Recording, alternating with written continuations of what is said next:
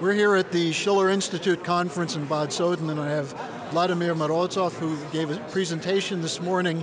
You spoke about the prospects for the Trump-Putin summit, and you said there's a need for some trust to be built. Do you think that will happen at the summit in Helsinki?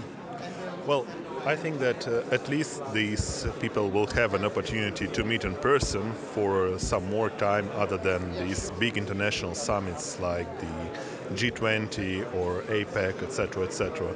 And of course, they will be assisted by lots of people from their administrations, from the government, and I guess that when they have an opportunity to talk to each other for some more time, when they have to know each other better, of course this will contribute to building trust and to establishing good working relations with each other.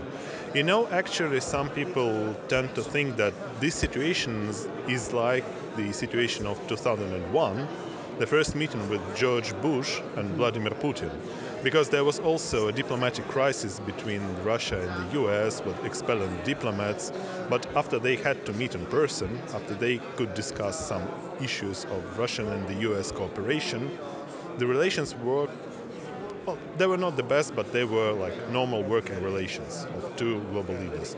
And I guess this is what we lack with the United States right now.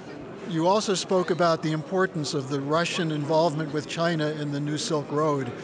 Mrs. LaRouche, in her presentation, talked about Russia, China, and the United States participating in reconstruction in the Middle East and in North Africa.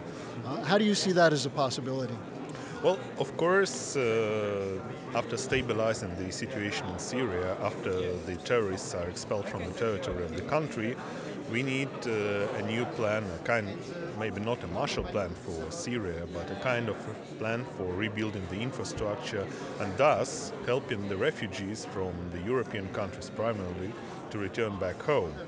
And of course, if we have a new infrastructure aligned to the Silk Road project, which will require, of course, investment not only in infrastructure but also in social sphere, in creating new jobs and new opportunities, in education of the people on the ground. This will help stabilize the country for a long-term perspective. And also, if we have this Belt and Road Initiative extended to Africa, this will be a better opportunity, of course, to solve the problem of refugees. Exactly. Because if the refugees have all the necessary conditions in their home countries, they will not have to come to Europe or to the United States, etc., etc. Searching for new opportunities and better lives. Thank you, Vladimir, and thank you for your participation at the conference. It was my pleasure. Yeah.